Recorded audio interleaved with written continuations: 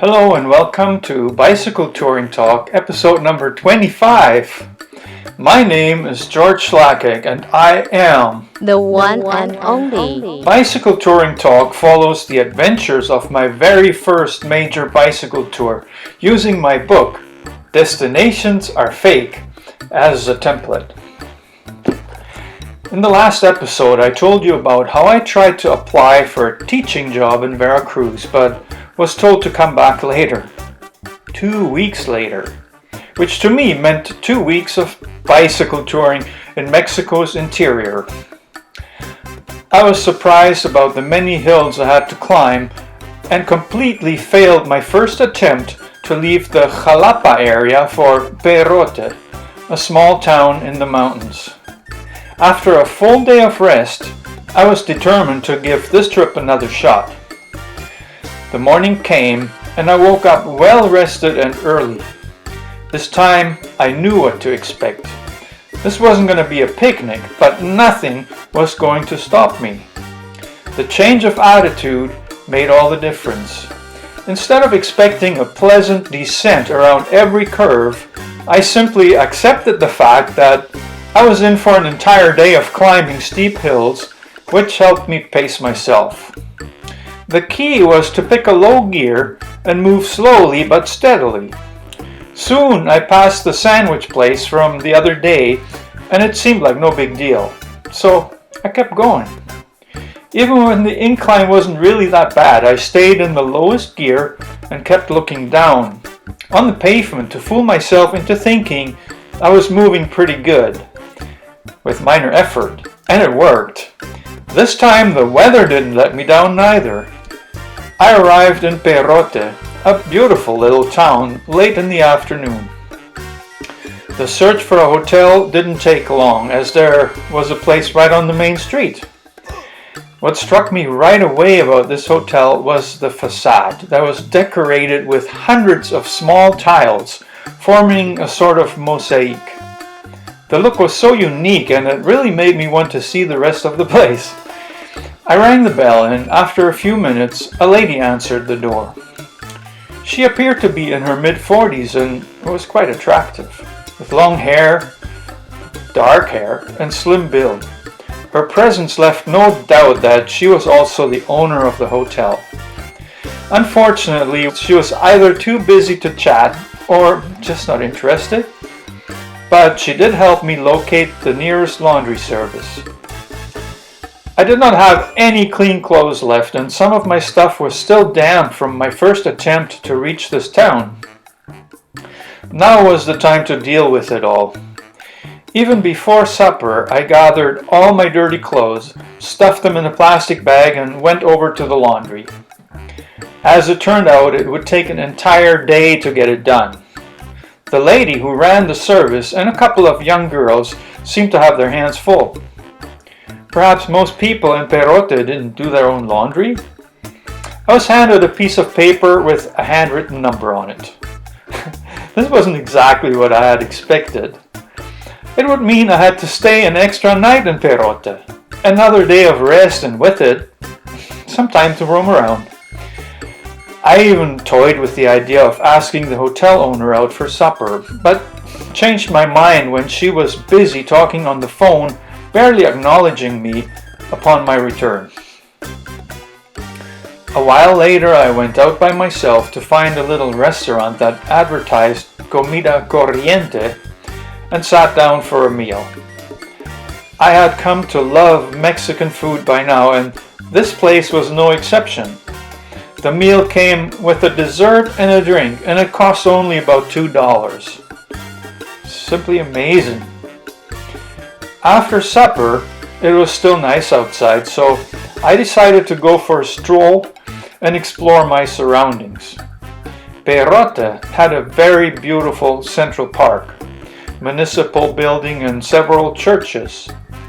There were quite a few people of all ages outside engaging in various types of activities, but the most noticeable sound came from the many birds in the park. It gave the place such a calming and natural atmosphere. Time went by fast. I barely managed to grab a few fruits and a couple of cans of beer before the local stores closed. There was a small old TV in a cage on the wall in my room. It sure reminded me of the setup I had seen in Tuxpan. To my surprise, this one worked really well, and it also had a movie channel. The weather stayed really nice the next day. It helped me to thoroughly enjoy my extra day in Perote.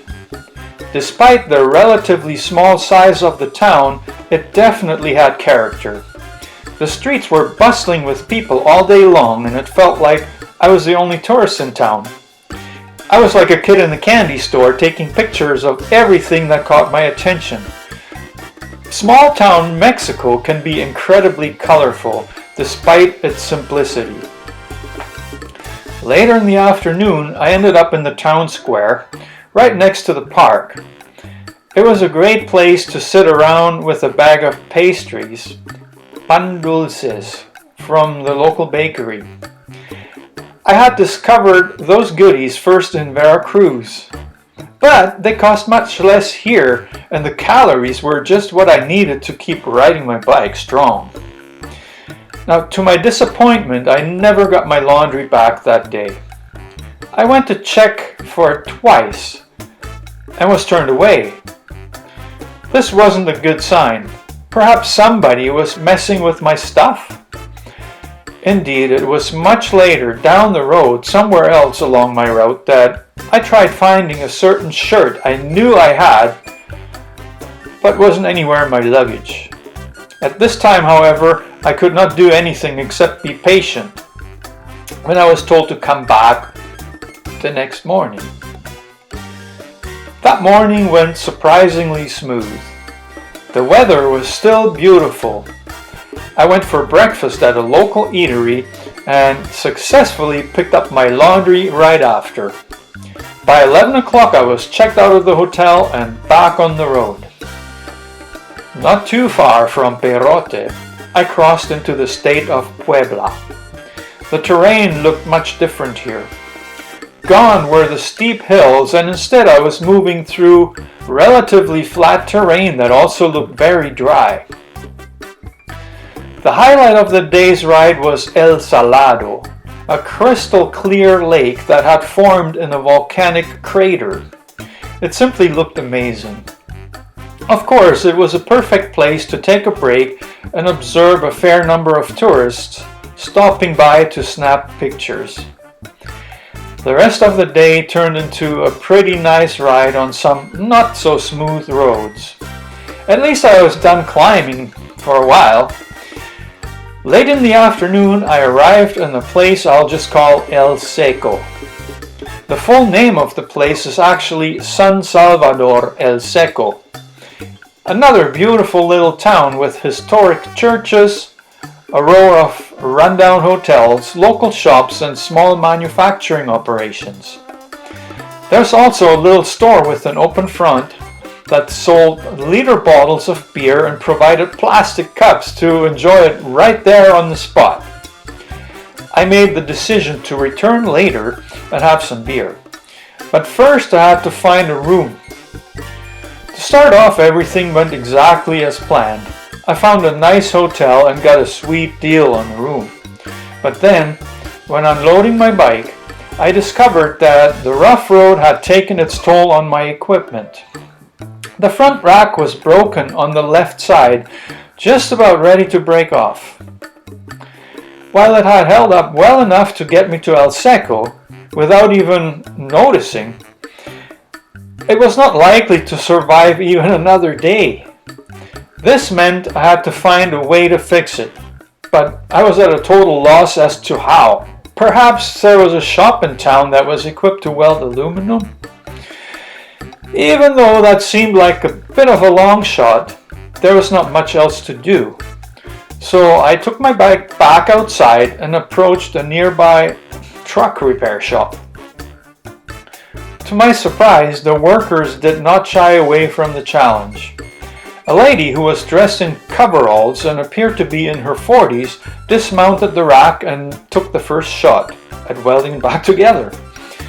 The problem was that the material was really thin and had broken right where a bolt was meant to hold it to the bike. The woman was an excellent welder. Minutes later, the rack looked almost perfect, except that the hole that was meant to hold the bolt was completely obstructed. After an attempt to drill through the brittle aluminum, the weld broke again, revealing that it hadn't been all that strong after all. I was half expecting the welder lady to give up and tell me the rack couldn't be salvaged, but I had no idea how much pride the people of El Seco took in their work. Even after numerous attempts, and involving pretty much the entire staff at the shop, she did not give up. It took a whole hour to fix the rack. The end result was a repair that didn't exactly look beautiful, but was without a doubt way stronger than the original part. When I asked how much it would cost, the lady charged me 100 pesos, which was the equivalent of about $8. I was happy and thanked everyone who had helped with the repair.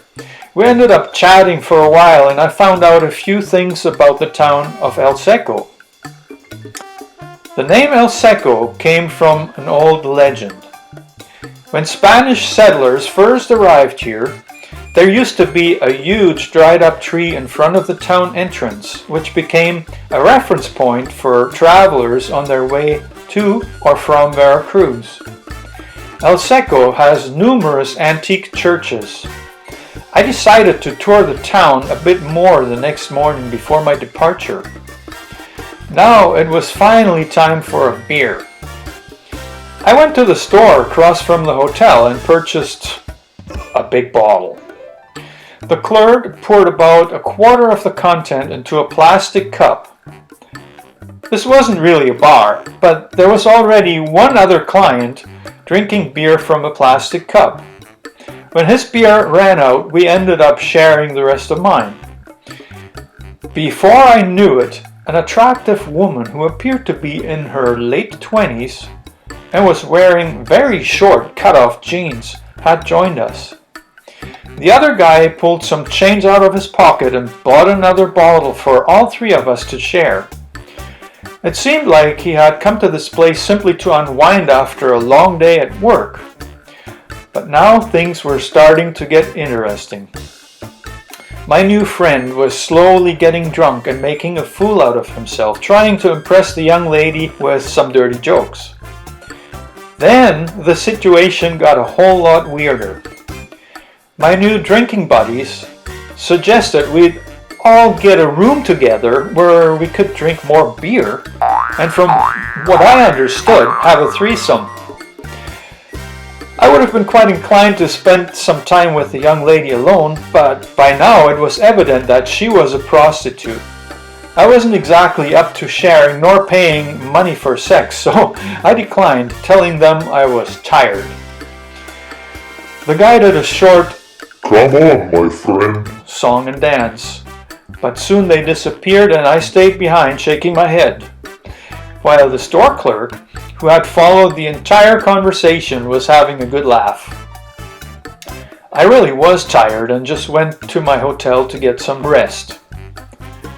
It had been a very long day. I fell asleep quickly with visions of the young prostitute cleaning out the working guy's pockets faster than he could ever earn it back. Hopefully, he didn't have a wife and kids somewhere counting on him to pay the bills. As for myself, I was relieved to have a fully functional front rack. I would leave El Seco the next morning, looking ahead to more adventures. I had just over a week to get back to Veracruz, or perhaps forget about the whole employment thing. Well, you know the drill. If you'd like to know what else awaited me on this tour, you might as well subscribe. I promise there are some unexpected twists and turns, which happens to be the nature of self-supported bicycle touring in unknown places. You can enjoy the entire series by checking out my Destinations Are Fake playlist or perhaps ordering the book on Amazon. Do so by following the link in the description. See you next time!